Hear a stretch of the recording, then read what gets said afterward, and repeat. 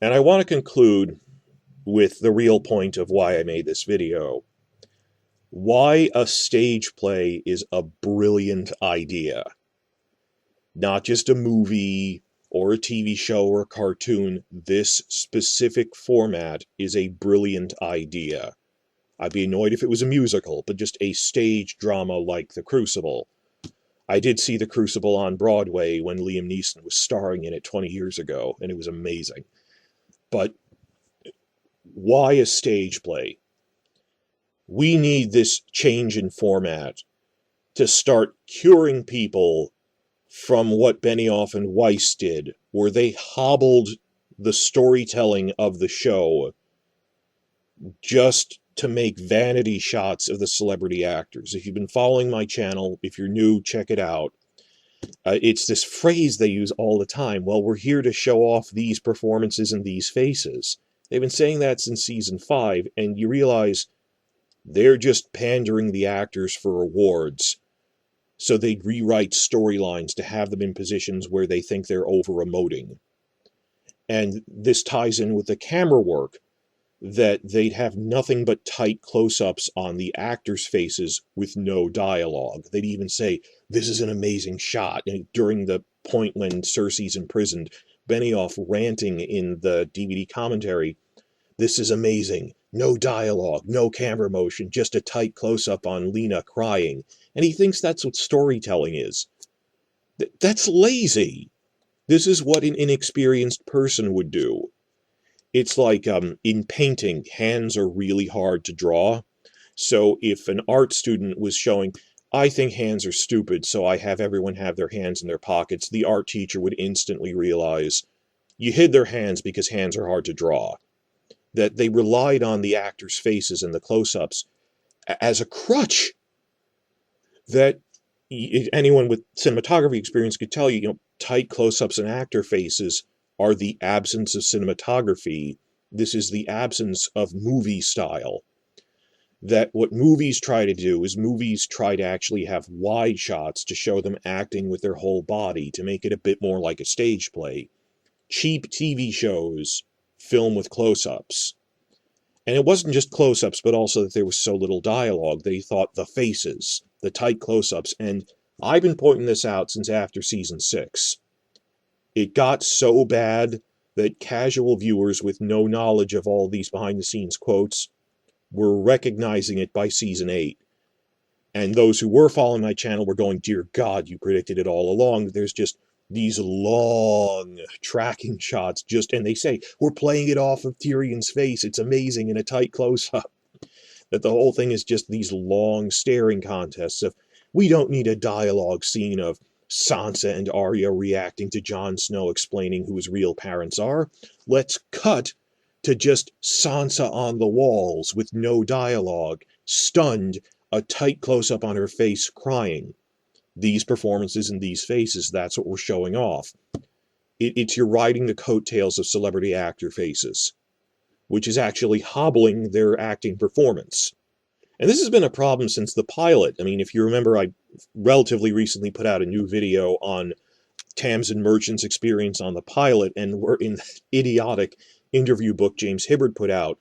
They revealed, yeah, the failed pilot was like that. There weren't any wide shots in it.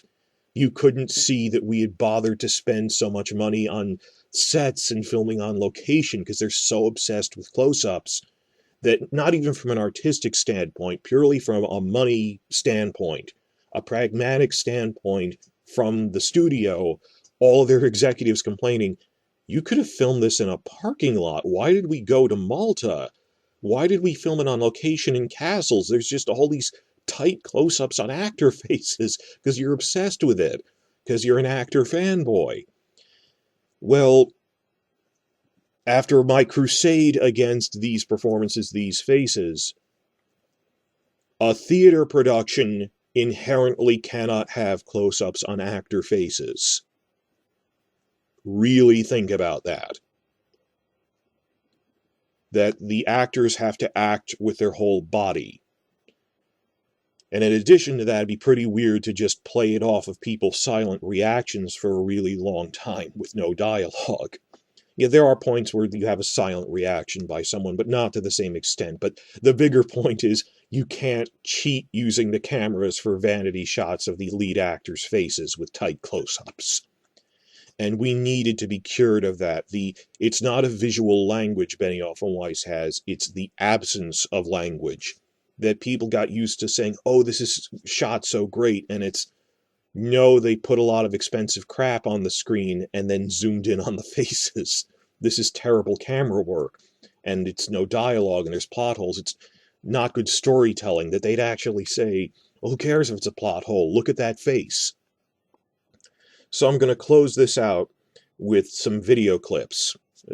A quick clip of Cogman reciting that idiotic, I just need an actor's face, they don't need to speak.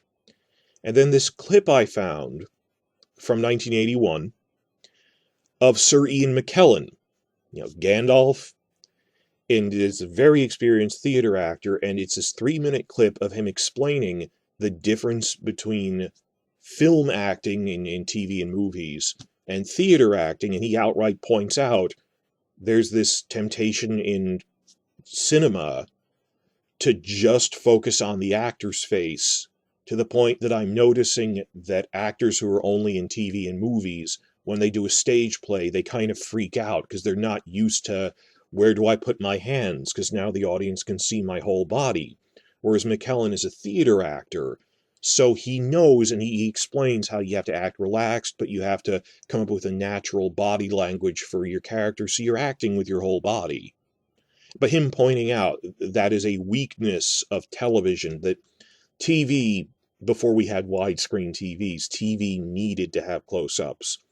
Movies were sort of a hybrid between the two, because movies would try to have wide shots, where the actor could perform with their whole body, much like a stage play.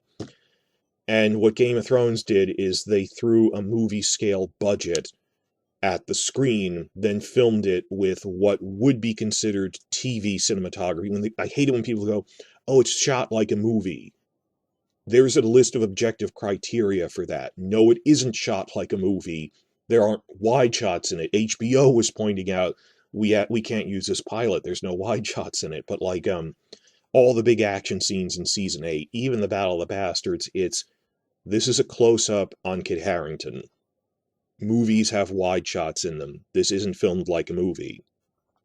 But just this great clip I found of Ian McKellen explaining, and in direct contrast to Cogman's insane ramblings, no, theater acting is with your whole body. Tight close-ups are bad. They are a crutch. Another thing that's encouraging me about House of the Dragon is that they're hiring a lot of theater actors, that the reason a lot of people weren't familiar with the Rhaenyra actor or the Rhaenys actor is they've done a lot of theater work. Their careers are mostly in theater, which is great because that means they know, no, real acting is with my whole body, not silently staring at the camera in a close-up. And this goes even to like Star Trek. I love that people always say the best Star Treks are the ones where they hired theatrical actors to play the lead roles. Like Sisko, Picard.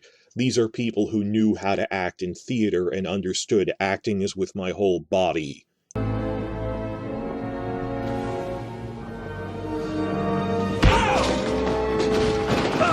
Get up! You killed him. That's right. That's what you planned to do all along, isn't it? You knew the data rod wouldn't hold up to scrutiny. You just wanted to get him on the station so that you could plant a bomb on his shutter. It wasn't quite that simple.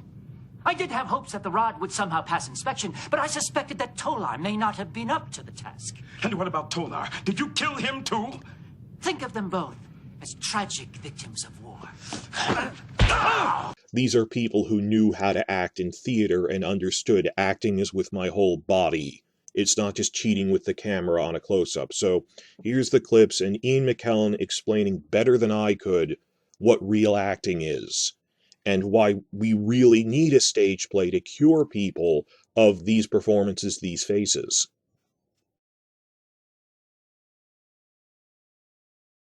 Jeremy and David and Dan, all of us, this was very carefully plotted out. It was a very hard day on set. But also, I will say, as a writer and as a producer, an exhilarating day, because the work being done that day, I think, is some of the best work being done on the show in terms of the way it's shot, in the terms of the camera moves, the lighting, the dressing, and most of all, these performances, these faces. Yeah, I mean, it's such a strong scene. I mean, it's even though it's cruel, but I mean, Alfie and Sophie are they're just extraordinary. And if you ask why we wanted to bring Sansa into this world, it didn't have to do with this scene. It had to do with the idea of her coming back to reclaim her family home and encountering this broken character who betrayed her family, and the fireworks of these actors, two of our finest actors in the cast, playing off each other.